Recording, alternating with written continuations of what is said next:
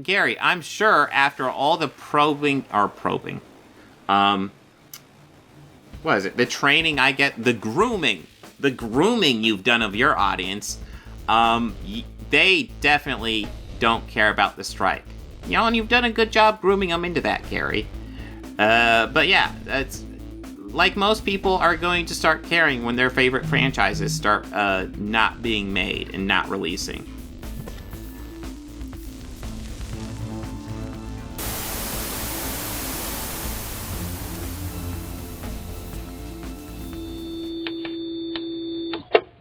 Then I noticed Nerdrotic.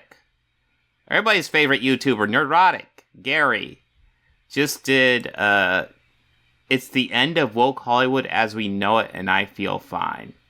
This is going to be another Nerdrotic video, I'm certain, where he kind of, like, he introduces a lot of things, he'll read things in lots of feminine voices, he will criticize women as much as possible, but he actually won't say a whole lot substantial, because that's kind of just his thing. The implication will be there. It'll be repulsive. But, yeah, let's go ahead and dive right in. My name is Margaret, and I am SAG-AFTRA, and I'm a background actor. This is the tale of Margaret E. Owens of Philadelphia, background actor. Once upon a time, in a land where dreams came to life, there lived a talented soul named Margaret. She toiled tirelessly, day after day, spending countless hours on a magical set, bathed in the soft glow of the spotlight. Sorry, do I know you? So now that I'm standing in front of you, you have nothing to add? I didn't say anything. So you didn't just call me a fat ass as I jogged by? There's no one around. I'm telling you, I didn't say a word. You're not that skinny anyway. Keep running. No, like, whenever he does these, like, editorials about Hollywood, he always uses Tom Hanks, and I'm not sure why. I guess maybe Tom Hanks represents the epitome of Hollywood for some reason. I don't know. Also, I like that he's like saying, hey, apparently if someone's not a great actress, it means they shouldn't get paid fairly for their work. Maybe not the best take, Gary? Yet, amidst all the enchantment, she received no credit. We don't even know if she's a bad actress. All we know that, you know, maybe she did a bad job there. And yeah, it didn't seem great. So, like, if you do one bad performance, that means you're not allowed to be paid fairly? That seems kind of narrow-minded. For her tireless efforts. I'm lucky I have a 9-to-5 job that I can fall back on, but truly, this is my passion, and I can't do it. Well, boo who? Nerdrotic.com. Greetings, you over 549,000 awakening wonders in the 40% who haven't subscribed yet. It has been, at time of recording, 131 days since the Writers Guild of America went on strike and 58 days since the Film Actors Guild has gone on strike. Let's see how things are going. Big news from Hollywood. Late night shows and Saturday Night Live are going dark. Hi, I'm Jimmy Fallon. I'm Stephen Colbert. I'm Jimmy Kimmel. I thought when you said Jimmy, you meant me, Jimmy, but you meant Jimmy. I always mean you. But when you say always mean Seth Meyers, who do you mean? I mean John Oliver. It's the five of us together for maybe an hour a day. Oh, somebody kill me, please! You know, yeah, I didn't even find out that they were doing a podcast until recently. And did you know, Gary, that, like, you don't have to watch their podcast? You don't. You can literally ignore it. There's, like, billions of podcasts. Check out the Organized Chaos podcast, Gary. You'll probably learn some stuff about actual film critique. Efforts at damage control are on over at The Tonight Show after a devastating article claimed that host Jimmy Fallon has created a toxic workplace. Some former employees... Yeah, no, I read something about that. I don't know the full details. Even claimed there were so-called crying rooms where staffers would sit and weep. Others claimed their hair was thinning and even suicidal thoughts due to the stress of working for Fallon. I need my writers. I need them real bad. Mila Kunis just... Well, he seems to be trivializing what people undergo in a toxic work environment, which is classy, Gary. We are classy. Describes Masterson, a convicted rapist, as having a caring nature and says he is an outstanding role model. Yeah, that was cringe as fuck. What Mila Kunis, Ashton Kutcher, Deborah Jo Rupp, Kirkwood Smith. Kirkwood Smith's so disappointing. I love so many of his roles. It's disappointing that they came to the back of Danny Masterson, because he's a disgusting piece of shit. Oof. We are aware of the pain that has been caused. Oh, I've heard about this cringe apology. I haven't seen it, though. By the character letters that we wrote on behalf of Danny Masterson. We support them. But after weeks on the picket line, the strike... It does come off fake. Thank you guys for giving Gary ammunition and making me agree with him. That was cringe.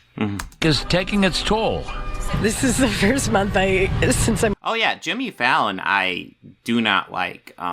Jimmy Fallon just comes off as fake. I don't know if he is fake, but he comes off as very, very fake. I feel like anytime there's a guest on Jimmy Fallon, he's like, oh yeah, this is my all-time favorite actor or musician or whatever. He puts on a huge gushing thing, and it never feels genuine. Like, it is important for like the host of a show like that to kind of encourage their guest, but like it always comes off fake with him. I moved out here that I don't know how I'm going to pay my rent this month. What about food? True. I think the Nerdrotic guy is copying a really based YouTuber called PP Little. You guys should check him out. He knows what he's talking about. Like, he's getting me convinced of the anti-woke stuff, because PP Little is very convincing. If you don't get that, we can look at it real fast after this, because it's great. Gas. All those things you have to get through the day. Things are really hard right now. Things are really dire. I don't think I'm going out on a limb here by saying things aren't going so well for woke Hollywood, and we're seeing it break. Well, I don't know about woke Hollywood, because I'm not sure why you're putting the term woke in front of Hollywood. But yeah, things aren't going well for Hollywood. Outside of post-production, things are shut down. Break up right before our eyes, and this may come as a surprise to everyone working in Tinseltown, although it shouldn't. There's a lot of people who either don't care or who are enjoying the hell out of this. The LA Times. Okay, good for them. What's your point, Gary? There are people who like movies and would like movies to get started up again. I mean, we are still going to get independent movies, so that'll be good. But like, the movies overall are going to be drying up. They're already drying up. That sucks.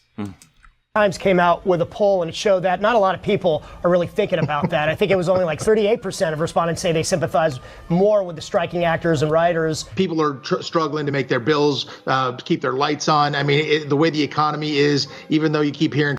Yeah, Dean Cain. Let's go to him. Right. Cause yeah, I mean, I've covered Dean Cain before. He's a cringe out of work I guess he's getting work now, being a pundit for these right wing talk shows. But like, does anybody really care? Like, he was like the least memorable Superman in media history. Like, do we care what his takes are? From this administration, how strong and wonderful everything is. People aren't feeling that. Inflation's through the roof. And so people don't care as much about, striking writers and striking actors. It's about number 74 on their list of 75 things. Well, yeah, the public in general isn't going to care that much, but like, it doesn't mean the writers and actors shouldn't get fair wages. So like, it seems like a argument, not real, like, okay, public awareness is very helpful for a strike. That's why you pick it, for public awareness. And also to get your message out, because a lot of corporate media is controlled by the major companies. So you gotta get your message out however you can. That being said, like, yeah, the average person, I'm sure, doesn't really care that much about the strike, because the only thing they might care about is if their movies their favorite movies get delayed. Then they care, but like, kind of, so what? They still deserve to get paid fairly? I don't think you're going to get a big public outcry supporting this. Again, most human beings on planet Earth could care less about the WGA or the Film Actors Guild strikes, and that... The Film Actors Guild joke was really hilarious back when Team America did it, Gary, which I believe was before you had YouTube channel, so I don't know why you're still doing it now. That should shake the entire entertainment industry to its core. But there are some who have broken out the marshmallows and they're roasting them on the Hollywood Inferno. The strikes are just the latest of the self-inflicted wounds, including but not limited to Hollywood abandoning viable revenue streams like licensing, physical media, and the theaters so they can go all in on the new Silicon Valley / Netflix tech model of fake it till you make it until they found out they couldn't make it. The streaming bubble. Do we know they're not making it? They're being extremely cagey with the numbers. Like, you're bringing up stock numbers here, which tell us nothing about their actual, like, viewership, which is what people need to know to actually, like, know how popular things are doing. That's the numbers they're hiding, Gary. Stock numbers don't really tell us how popular something is. I mean, at best, it tells us, like, public perception of something, which honestly, at the end of the day, doesn't mean a whole lot, frankly. It means stock numbers. Burst, and now the entertainment capital of the world is dealing with. Oh yeah, and physical media, I'll go ahead and give them a point on physical media because I like physical media. I can't really fucking afford it anymore because it's fucking, everything's so fucking expensive. But yeah, I dig myself some physical media, and the streaming services are becoming kind of unreliable, so it's becoming kind of more important. With a little shrinkage, and they're not taking it too well. Woke Hollywood is starting to eat itself, and it's glorious. But how could you say that? People are losing their jobs. Yes, to the good people in Hollywood and the innocent parties who have nothing to do with the culture war, my heart goes out to you. Unfortunately, the face of your industry, you know, the producers, the writers, and the adult pretenders, seems to hate the customer. That's the perception. Okay, number one, producers aren't on strike, Gary. Like, I feel like you... Well, I don't feel like it, because I've seen enough of your stuff to know. The only reason you brought producers was because he could throw in Kathleen Kennedy. Kathleen Kennedy is definitely not on strike. She's still working, as far as we know. As far as adult pretenders, like, dude, like, are you telling me you don't watch any movies? If you, like... And I don't, like, again, the adult pretender thing, like, they're actors. Why do you feel the need to call them adult pretenders? It's a weird take. It's trivializing them for no goddamn reason. Here's a tweet from Rachel Ziegler, because they love to go after her, and I would love to know full context. You're right. If you're American, vote for Trump to promote free speech. Sit the hell down, racist. Now, I would love to know the full context. Because I can tell you, lots of people who vote for Trump are racist. They don't like to say that, but you know what? It's a fucking fact. Sorry. And therefore, that's the reality. And it's not like we haven't been warning you that this was coming for years. We tried to warn you that demonizing half of the... What is this? Like, Kathy Griffin holding up the head of Donald Trump is warning us of the strike? Gary? What? The country because they supported a president, a guy Hollywood used to love, wasn't a good idea. We tried. Yeah, did you see how he did the president and thing? Listen, I would say before COVID, Trump was pretty fucking bad, but all presidents have been kind of fucking bad in my lifetime. So you know what, like, he was definitely below average, but like, you know, I guess par for the course. But then during COVID, he was atrociously bad. His response to COVID was ridiculous, and he managed to get pretty much virus containment issues into polarizing, divisive issues, and got half the country not to go along with basic virus safety. It's ridiculous. His handling of COVID was a fucking joke. And after him, I fucking welcome anybody who would treat fucking COVID seriously. Because even Trump himself, he jumped on that vaccine. Hell, he was the one that made sure it got made quickly. Like, all the Trumpers who proudly talk about being anti-vax, dude, the vaccine came out so quickly because Trump pumped money into it. Trump got the vaccine fucking fast, too. He was on top of that shit. It was the one good thing he did during COVID, because every other element of COVID he handled was garbage. Tried to warn you that rooting on the Summer of Love, which was cities in America burning, probably wasn't a good idea. One or two of us might have pointed out that allowing activists who don't like things like capitalism into your companies might not be very good for an industry that needs to make money. And what are you talking about? Are you talking about writers? Like you do know writers don't make business decisions, right? Like they don't greenlight movies. They aren't like they aren't like managing the stocks. You know that, Gary, right? They're writing the movies. That's it. They aren't letting anti-capitalists run the company. They're letting, possibly anti-capitalist writers write movies. That's it. That's the extent. And even then, like, how anti-capitalist are we? Like, do you have like sources of like people being firmly anti-capitalist? I mean, I'm certain they exist, but like, it just seems like like all writers are anti-capitalist, and no, not all. And I'm pretty sure a few people brought up that allowing that activist wolf in the door would lead to things like DEI. Diversity, equity, and inclusion. Okay, Gary, real quick. I mean, you'll never respond, but there's a good chance you're watching. So, real quick. Diversity, equity, and inclusion.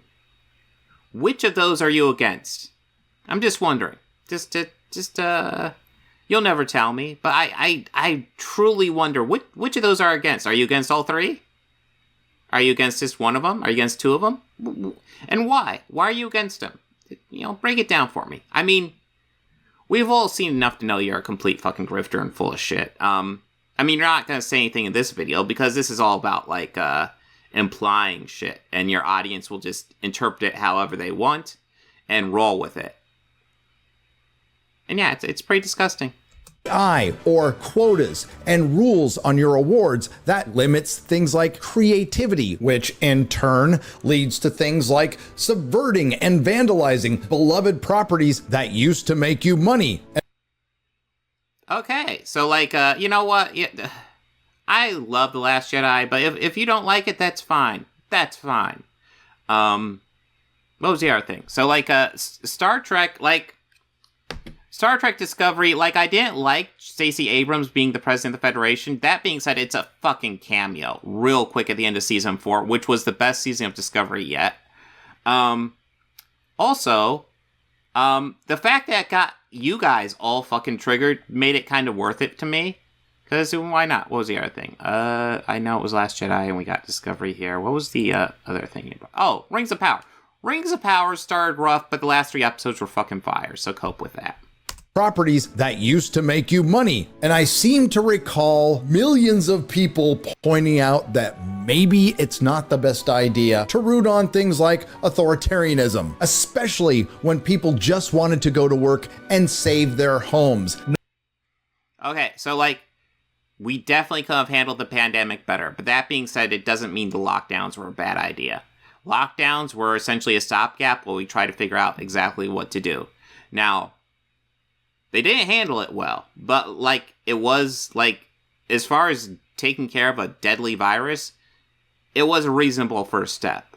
So, I don't know what better suggestion you have, Gary. Just let the virus run free and kill fucking kill all the elderly, because like, they're the primary people who are dying. Like, what, this, let it tear through the elderly, let them die? Like, what's your suggestion, Gary? What do you have to improve it? I'm not saying the virus was good. It was bad. And the lockdowns are like, there's issues with the lockdowns. A lot of fucking issues. Lots of countries handled it better. But you know what? We need to figure out something. And you're not coming here for any suggestions. You're just saying, oh, lockdown's bad. Not helpful. No, screw your freedom. Wear a mask, social distance. If you can't do that. I mean, listen. So, like, the only thing I like, Arnold Schwarzenegger, I remember he said, screw your freedom, when he was talking about, like, people saying they didn't want to wear a mask. And I get it. Listen, the pandemic was a special time. We still have to deal with COVID. By the way, there's a new COVID vaccine coming out soon. People should make sure to get it. But, yeah, it was a unique time in human history. We haven't had a virus like that in 100 fucking years. Which means maybe we'll get another one in 100 years. Jesus. But yeah, it's a once in a lifetime event. And we just had to be careful with it. And yeah, we're going to ask people to do special measures just to protect those around them, including wearing masks and getting vaccinated. Because it's a fucking pandemic and we don't want more people to die than they have to. Sorry for caring about human life, I guess. That, I don't have much respect for you. And yes, we are doing it maskless. Think of this as a movie set. An Oscars movie with a cast of over 200 nominees. So, just like on a movie set, when we're rolling, masks off. Okay, I mean, I need more context. Was there vaccines at this point? It does seem like there was something weird going on where they did a party without masks, but was like limited in number. And let me go ahead and state that's cringe as fuck. It's essentially rich people hanging out. And now we have Hollywood actors and writers concerned about losing their jobs and losing their homes. No, they really couldn't have written a better script. From the Okay, so you understand the vast, like, writers don't make a huge amount. Like, you know, you get high-paid writers for sure, and you also get high-paid actors. It's something like 3% of actors actually act full-time. Most of them don't make enough on acting to survive. And odds are, if most actors don't make enough on acting to survive, the writers almost certainly make less. You know, I mean, we know all the big names, obviously, you know, Tom Hanks and Rachel Ziegler. But that represents a fraction of the working actors. A fraction. There are so many more who are struggling to get by. There's 150,000 members of SAG-AFTRA. Just saying. The Hollywood Reporter, record number of Hollywood workers facing evictions, seeking rent assistance amid strikes. Actors, writers, and crew members are being hit by both the work stoppage and the end to the COVID tenant. Record number of Hollywood workers facing evictions, seeking rent assistance amid strike. Actors, writers, and crew members are being hit by both work stoppage and an end to COVID tenant protections as... I don't know the full context here. Is the union not helping them out during the strike? They should be. Let's see. I wonder if it's a thing where it's they make a deal for government assistance. I'm not sure. Let's look this up. Anyways, Hollywood Reporter. Oh. Well, just rereading the headline, I understand what this means. Okay, so the striking people should be fine for the most part. What this is the people, like the lighting people and stuff, who are currently out of work because of the strikes. And I want to stress, this is entirely because the AMPTP is unwilling to pay fair wages to the actors and the writers, which is why there's a work stoppage. And yeah, there are lots of people who are out of work because of the strikes. And that is because they're not willing to pay these people a fair wage. That is why these people are out. Like, Gary is going to frame it like it's the fault of the striking people, why these people are out of work and seeking assistance. But it's the fault of the fucking millionaires and billionaires on the top of the totem pole. Absolutely. Why would you blame people struggling to get by when you have David Zaslov making $500 million over the past 5 years? You're going to blame the person having trouble paying for medical insurance over David Zaslov? Like, get out of here, Gary. Get a grip. Fucking join the real world, dipshit. Protections, as MPTF President Bob Beitcher says, we're talking to people who are living in their cars and in some cases with their families. I think this is a good time to point out once again that Hollywood was considered essential by the state of California during COVID when millions of people, including my wife, were not. Now that I know it's a sore point for Gary, that might be kind of why he decided to go on this all fuck Hollywood thing. Because, yeah, I kind of agree. I don't think Hollywood was essential during the lockdowns. And, Gary, I'll go ahead and say it again. I feel sorry that your wife lost her business because of lockdowns. That's a terrible thing. That's awful. But it was a once-in-a-lifetime pandemic, and shit happens, and there's casualties, and I feel it's awful that your wife was one of them. It truly was, but it doesn't excuse you going on the internet and being a bigot. It really doesn't.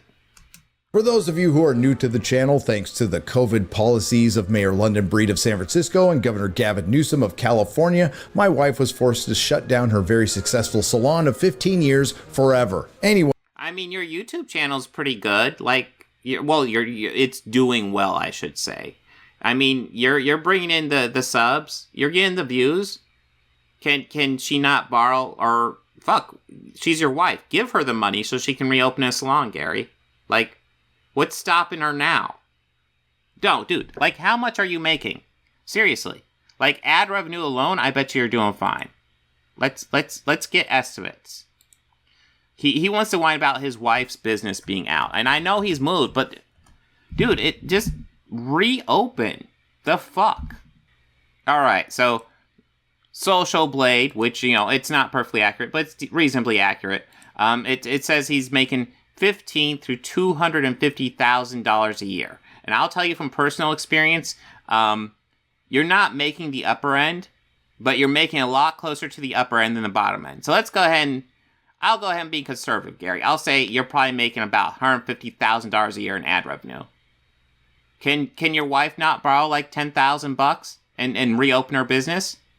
Like, you're just gonna do this bigoted shit and not help your wife reopen her business? Or has your wife reopened her business already, and you're just whining and bitching because it gives you a talking point? Which is it, dude? Anyway, back to the article. 4 months into the writer's strike and almost 2 months into the Film Actors Guild strike, the fear of industry workers losing their apartments and homes due to the work stoppage has become an increasingly looming threat. A work stoppage that both the Writers Guild of America and the Film Actors Guild voted to approve. Dude, it's because the AMPTP was fucking them over. I think it's funny. All the shit you talk about, like, woke Hollywood, and you throw shit at fucking Bob Iger all the time. You know Bob Iger is part of the AMPTP? He's one of the rich assholes that wasn't willing to give these guys a fair deal, which is why they're striking. Now, all of a sudden, Gary, you're his biggest fucking cheerleader. What's up with that? In July, Deadline published a story with quotes from an anonymous studio exec saying the game plan was to let strikes drag on until union members were losing their housing. And at a recent event, entertainment community fundraiser Annette Benning confirmed that this is indeed happening. For many non-celebrity actors, the strikes have been financially ruinous. The strike has had a massive impact on my housing situation. I worked one day in May, and since then, all work has stopped. Actor David Bach told The Hollywood Reporter, I've almost depleted my entire savings, and I haven't been able to pay my rent in the last few months. My building manager and property owners extended me a grace period due to the good social credit I have built up by doing some gardening and landscaping in our building's common area. Is he a SAG member? If he's a SAG member, he should be getting taken care of. I'm getting suspicious here. This doesn't seem right. Okay, let's see. Well, it's the same article, so I didn't really have to search that far. David Bach, an actor who has been a part of SAG since 2015 with credits on Curb Your Enthusiasm and Silicon Valley, is among those who have received a grant from the SAG-AFTRA Foundation Emergency Assistance Program. For the last year, he has lived rent-controlled one-bedroom apartment in Larchmont, and before the strike was always able to entirely cover his rent and bills with the money he earned as a working actor. I'm a little confused. So they did give him help, but what? Like, did he contact them? Like, if he's still struggling, did he contact them?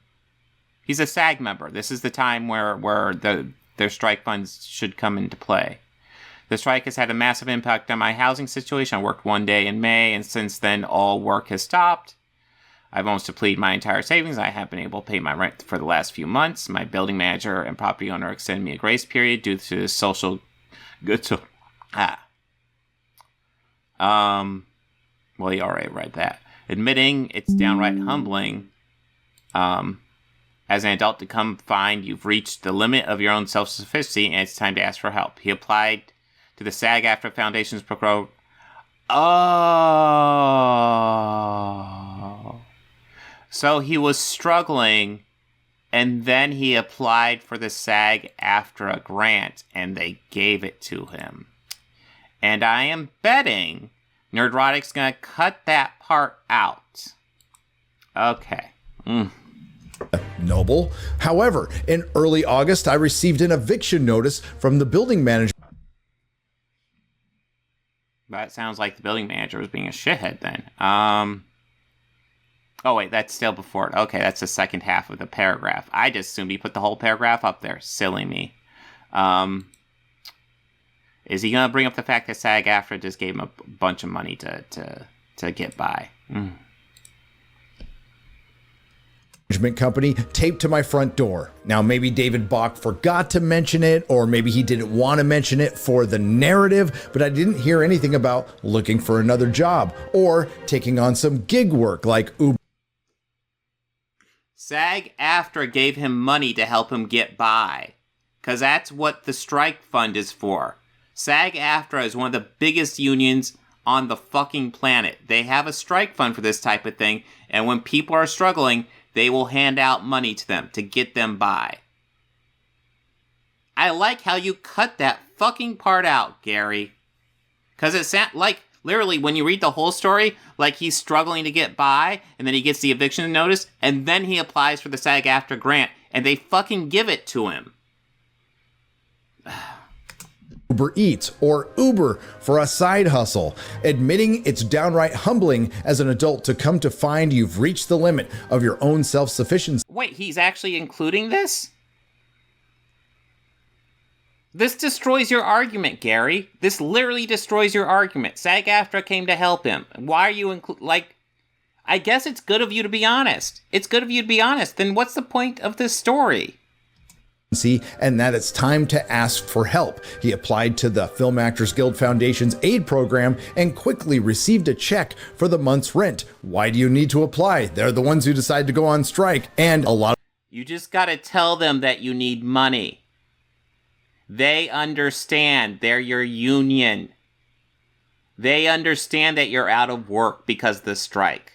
You tell them that you're struggling and need money, they might look into it a bit, but they will fucking help you. That's their fucking job. A lot of their members need to pay rent and mortgages. You think the union would have had that all worked out since they're the ones who decided to go on strike, but quite frankly, they can't keep an eye on everything. If somebody needs help, it's probably gonna help if they tell them. Frankly, I don't know how unions operate because in any of my previous careers, when I had a chance to join one, I didn't for precisely these reasons. Listen. So you had a chance to join a union and you did. Okay. Let's get this full story again. I think the union would have had that all worked out since they're the ones who decided to go on strike. But quite frankly, I don't know how unions operate because in any of my previous careers, when I had a chance to join one, I didn't for So he must have only been in right-to-work states that gave you the option?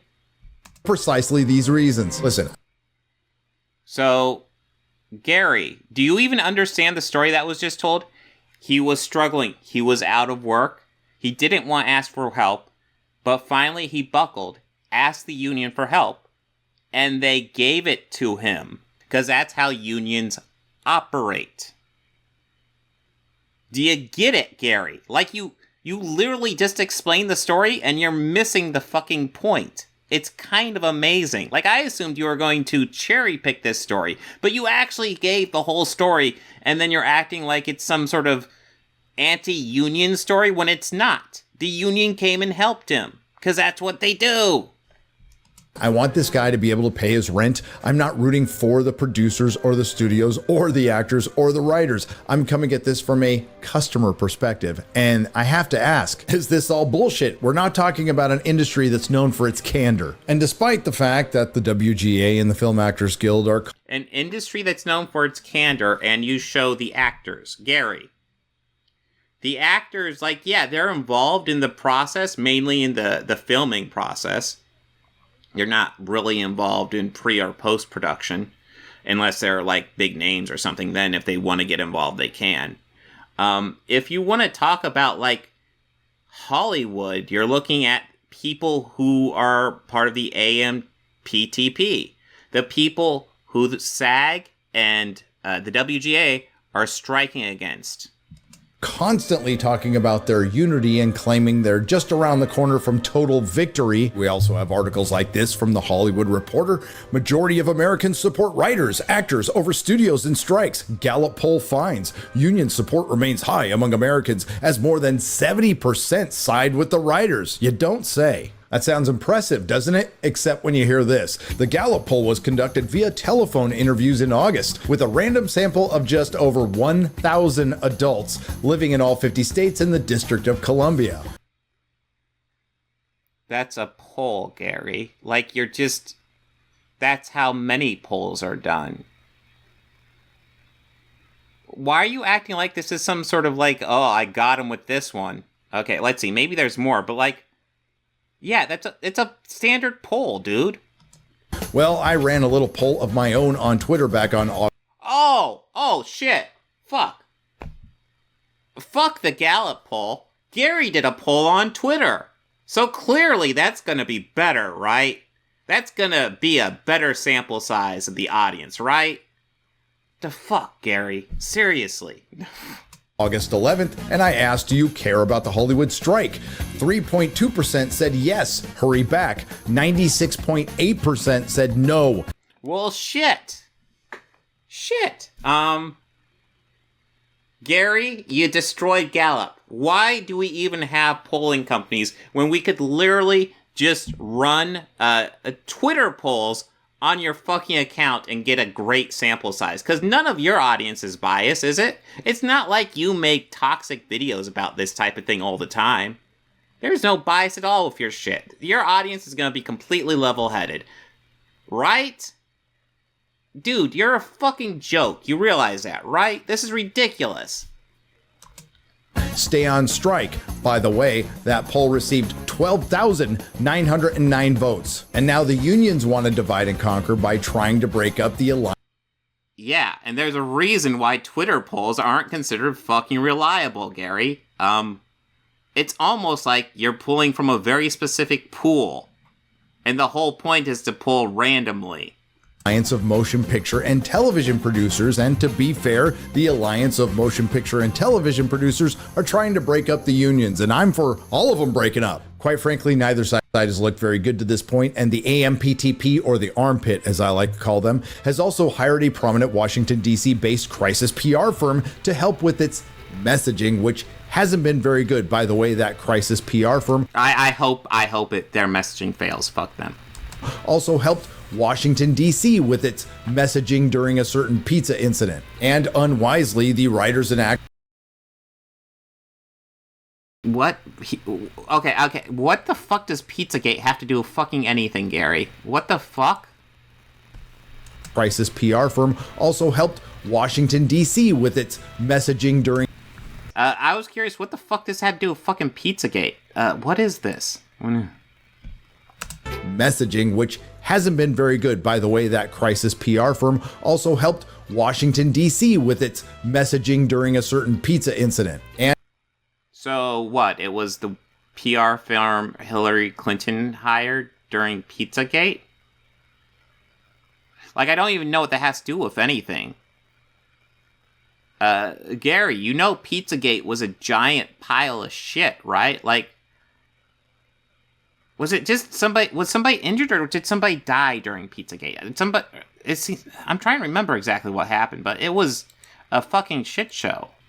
Let's see, I don't recall if anybody died because of Pizzagate, but like, didn't somebody go armed into the pizza place and like fuck things up or something? Like, it was a fucked up situation. It was all bullshit. It was all right-wing conspiracies spewing nonsense, encouraging this garbage. Yeah, essentially it was like Hillary Clinton was running a child sex dungeon from a fucking pizza parlor.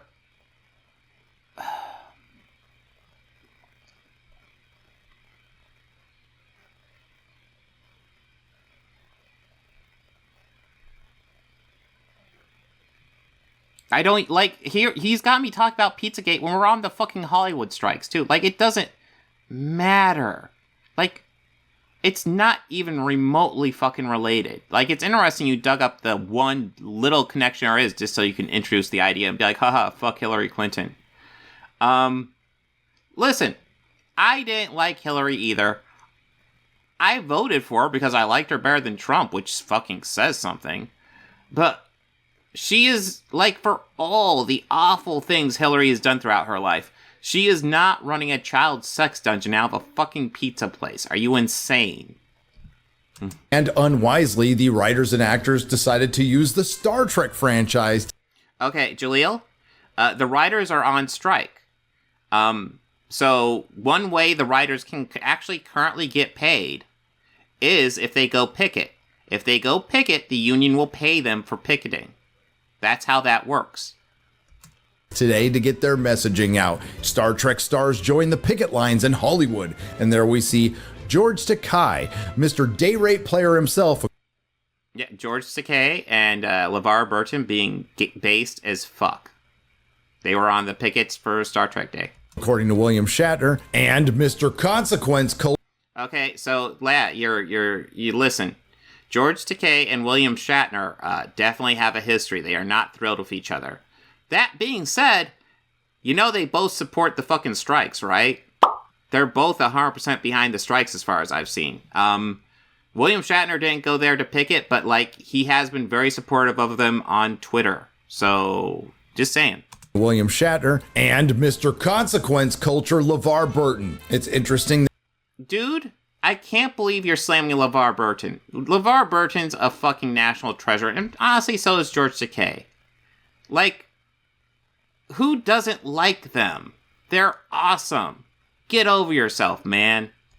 They bring up Star Trek, the once storied franchise that was brought back and turned into repurposed garbage by Jar Jar Abrams and Alex Kurtzman, and when they accidentally made a good season of television with Terry Metalis' Picard Season 3, they decided to grab defeat out of... Okay, so there's been lots of seasons of new Trek that were better than Picard Season 3. I like Picard Season 3. I thought it was probably the best season of Picard, but I had my issues with it. That being said, like, most of Discovery was better than Picard Season 3. I would put both seasons of Strange New Worlds above Picard Season 3. Lower Decks probably above Picard Season 3 as well. As someone who likes Picard Season 3. As far as new Trek canon, it's fine.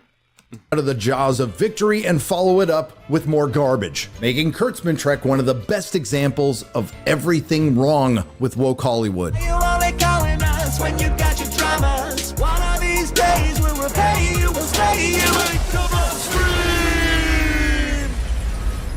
What? It's almost like it's a comedy episode, something Star Trek has had since the fucking original series. What? What the f? So despite all the rhetoric and the yammering, it kind of seems that the producers are getting exactly what they want. Force majeure is in full effect. From NBC News, Warner Brothers suspends deals with Mindy Kaling, the creator of the wildly unsuccessful Velma. And okay, so Velma, to my understanding, is garbage. I personally haven't seen it, so I can't personally tell you, but everything I've heard about has been bad. That being said, you can't call it unsuccessful because it got renewed for a second season. Why was it renewed for a second season? Probably because people wouldn't shut up about it. Like, people on the left pretty much reviewed it, said it was bad, and moved on. And then people on the right wouldn't shut the fuck up about it. Like, non-stop, video after video after video. And you know, like, when something's getting that much attention, it's probably kind of a fucking success. The creator of the wildly unsuccessful Velma, and Jar Jar Abrams, the destroyer of franchises. Gary, it had been 7 years since a Star Trek movie when he made Star Trek 2009. Like, do you think they're going to make any other Star Trek movie besides that one in that time? They're not making another TNG movie. It'd been too long. honestly, I kind of want them to do another Star Trek movie, but at least we're getting TV series. But yeah, we were like, when that 2009 movie came out, there was no Star Trek on television or in the theaters. So the fact that Star Trek exists now, you gotta give partial credit to him. And as for Force Awakens, listen, Force Awakens borrows a bit too much from New Hope, I'll give you that. But you know what? It's a well-done version of A New Hope, and I enjoy it thoroughly. Shows are being canceled, like Amazon's The Peripheral, despite... Yeah, and it's also worth noting the Kelvin trilogy of Star Trek was pretty fucking successful. Beyond, I don't think, did particularly great. And by the way, Beyond is my favorite of the trilogy. But, the 2009 and Into Darkness did pretty fucking well. Getting a second season. Now, to be fair, the only reason it got a second season was they didn't want to piss off Chris Nolan's brother. And the disastrous Disney Plus is using this opportunity. What show got a second season? Because they don't want to piss off Chris Nolan's brother? Like Amazon's The Peripheral, despite getting a second season. Now, to be fair, the only reason it got a second season was they didn't want to piss off Chris Nolan's brother. And the I mean, I'd love to know your source on that. Okay, so I think it's kind of reductive to call him Chris Nolan's brother for the first thing. Jonathan Nolan actually was the showrunner for Person of Interest and has kind of shown himself to be an accomplished writer and showrunner. So they probably might have given it a second season automatically just based on his name alone, not his brother's name. And I'm sure his brother's name doesn't fucking hurt. Chris Nolan's definitely bigger than Jonathan Nolan, but Jonathan Nolan's made a name for himself as well. Disastrous Disney Plus is using this opportunity to delay, hopefully indefinitely, shows like Echo and Agatha, whatever the hell it's called now, because it's gone through 3 title changes. But not to worry, ladies and gentlemen, we're still getting the Marvels in November. And I'm sure Gary will be very fair and level-headed when he discusses the Marvels. He will analyze it and critique it as only Siskel and Ebert could, because that's how Gary rolls. He is very fair when he judges this stuff, right? Right?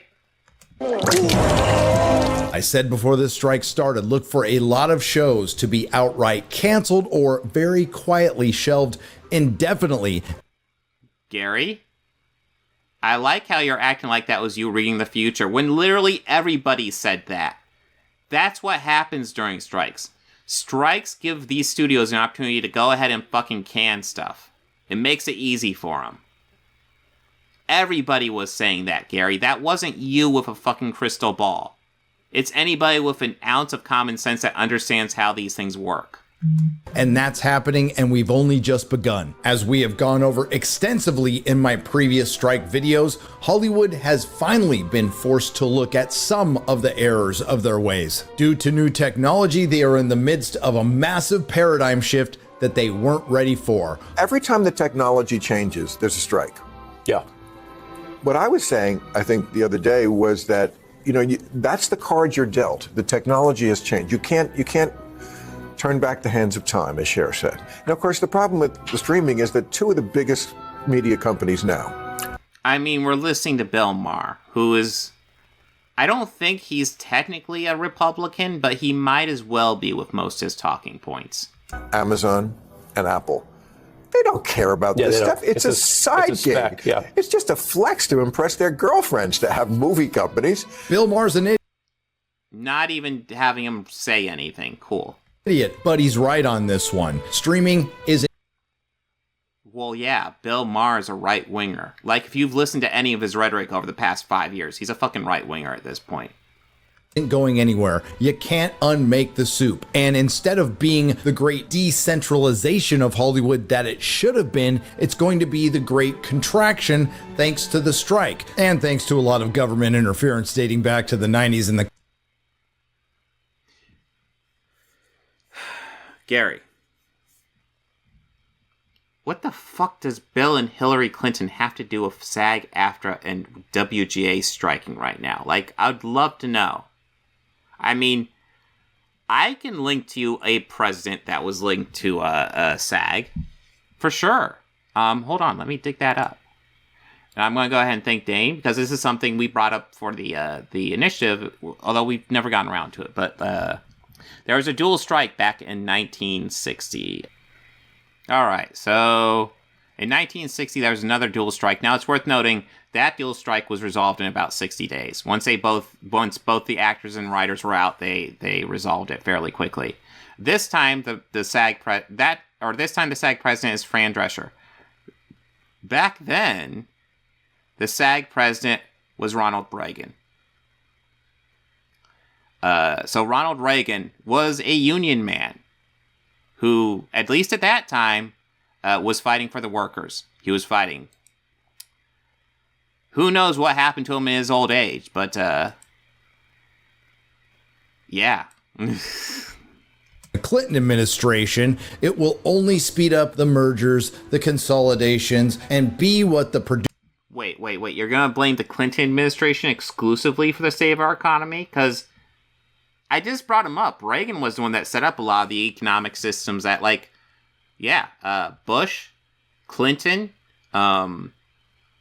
Bush 2, they all kind of continued with. And honestly, Obama, to a degree, Obama kind of had to deal with some of it. Because we're getting a lot of repercussions of that deregulation that Reagan started. A lot of them.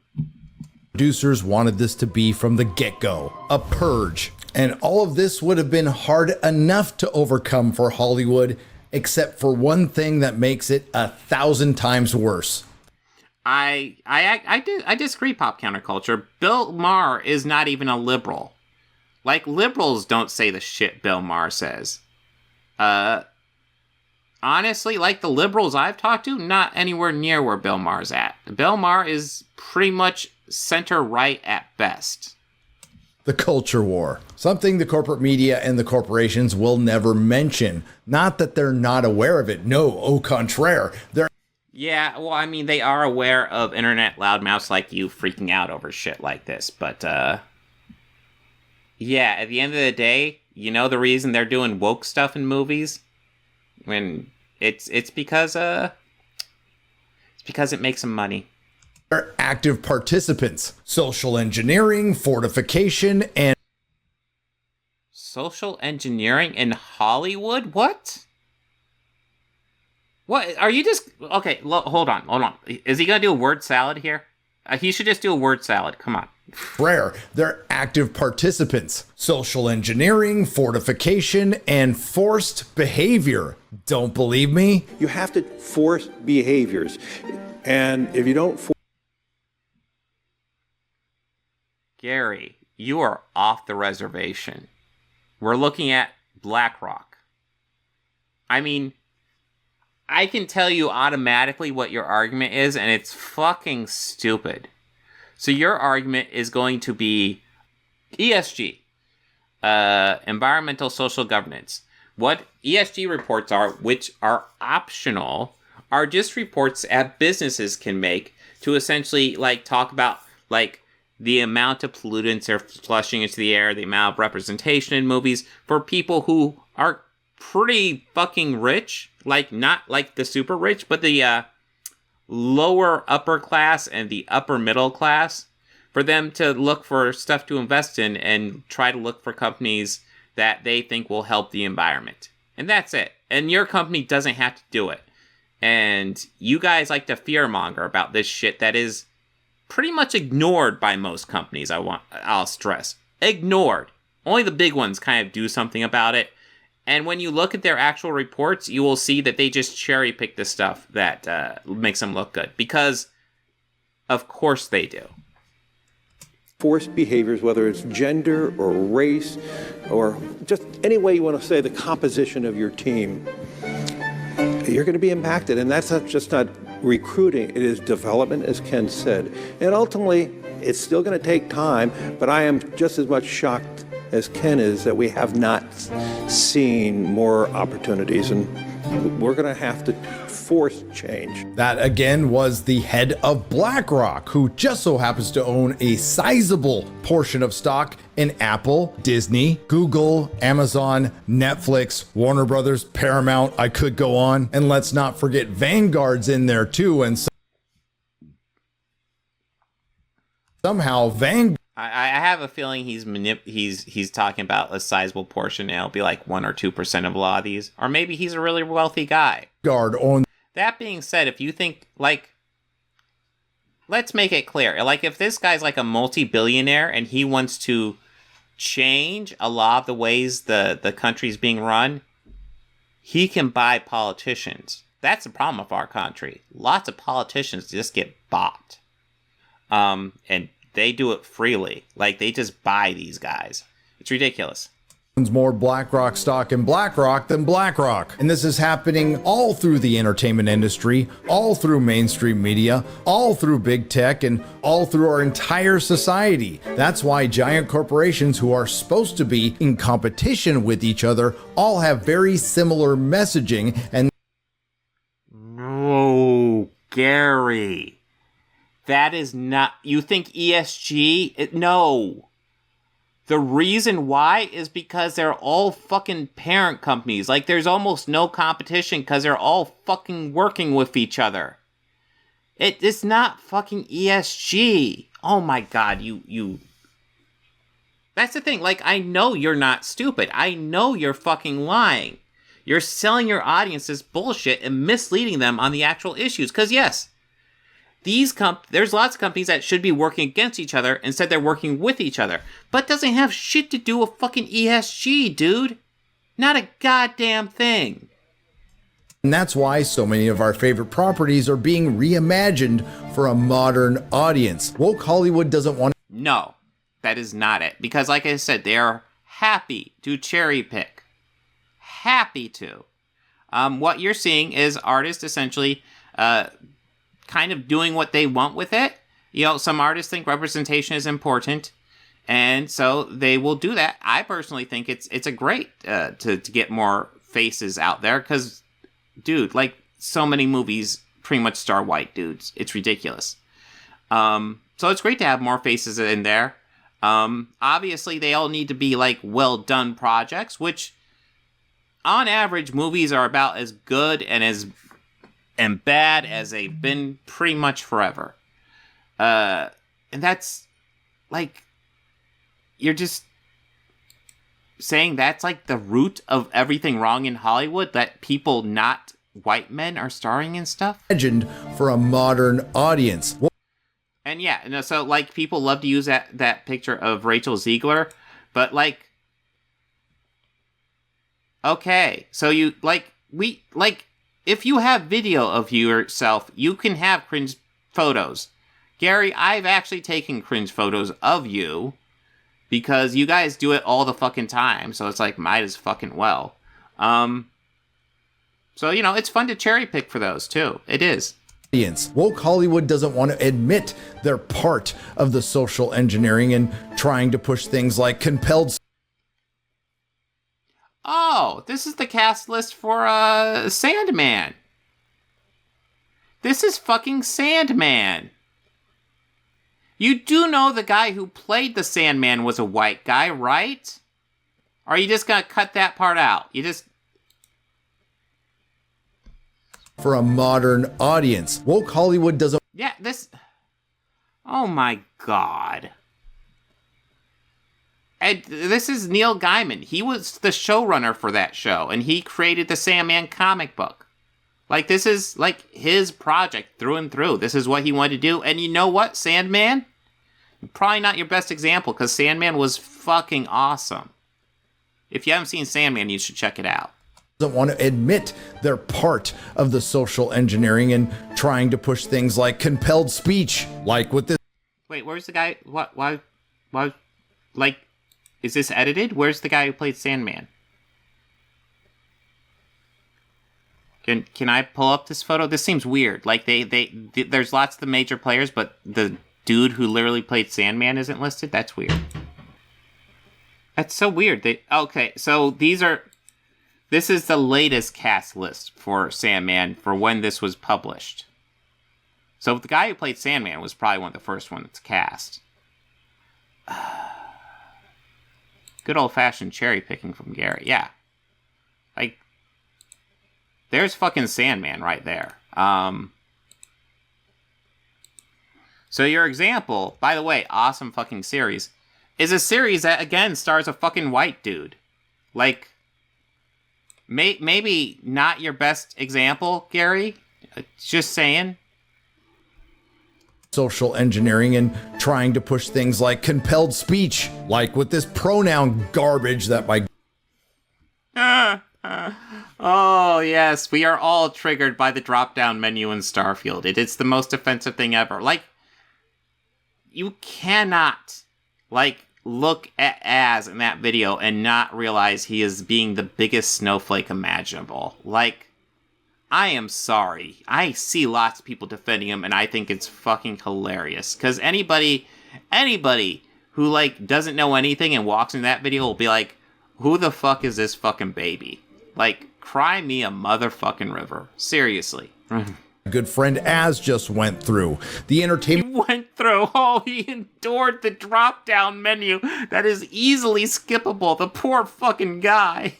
Industry as a whole, and particularly corporate woke Hollywood, also doesn't mention the culture war because they never thought they would lose it. The culture war, or the pop culture war, is far from over, and no one said it would ever be easy, but we are gaining the upper hand. We are starting to win because they didn't think we'd do something like talk to each other. Me and a lot of my co-hosts from Oh, well, shit. Guys, they're going to take over Hollywood because they talk to each other, something they've never thought of to do before. We've lost. Friday Night Tights crew, Phantom Menace, they won because they talk to each other.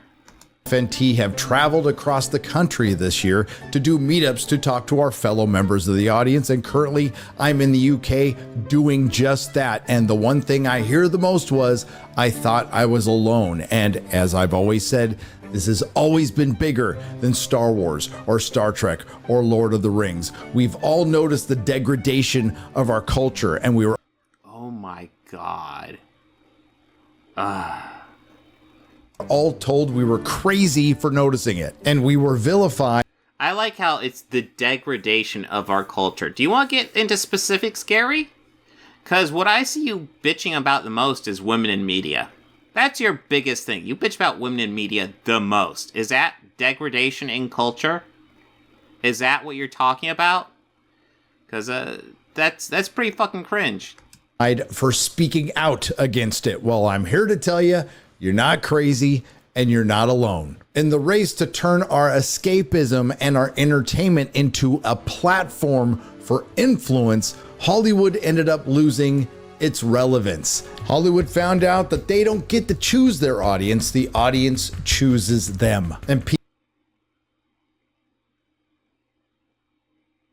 this is what kind of drives me nuts. So, like, obviously he's going to go on a rant about how Hollywood's losing money, despite the fact that it's been gaining every year since the pandemic. But, you know, because of the pandemic, they can make the case that woke Hollywood lost money. Because 2020 was a terrible year for Hollywood. It was atrocious.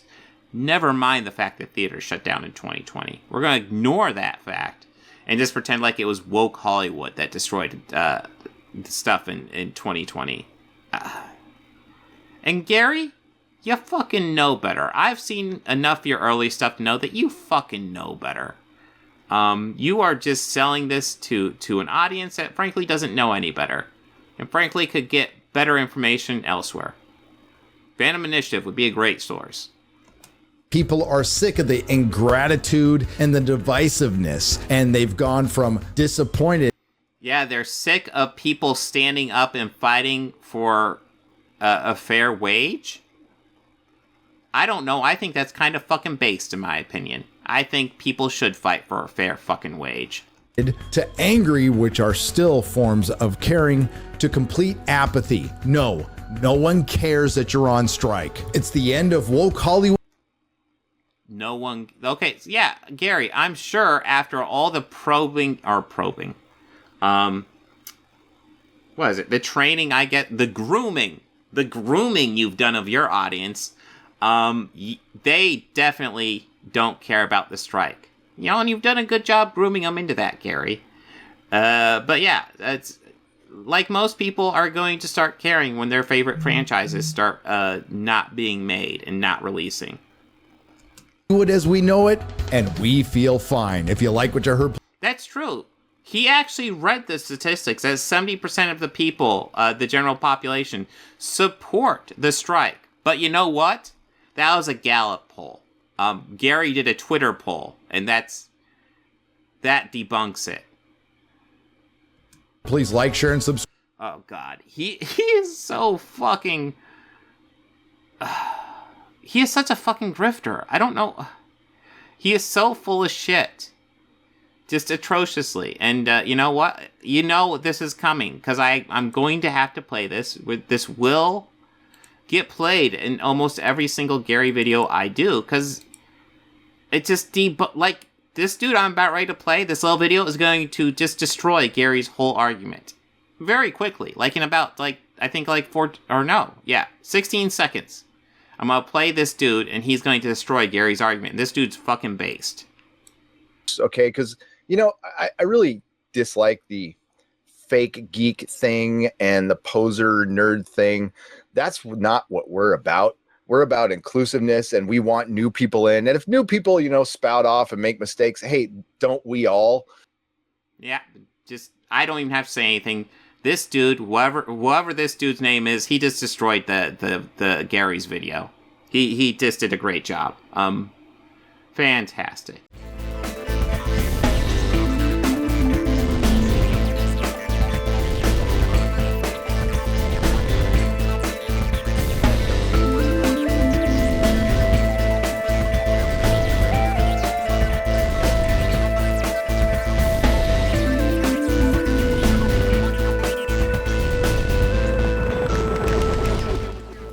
Books, records, films, these things matter. Call me shallow. It's the fucking truth.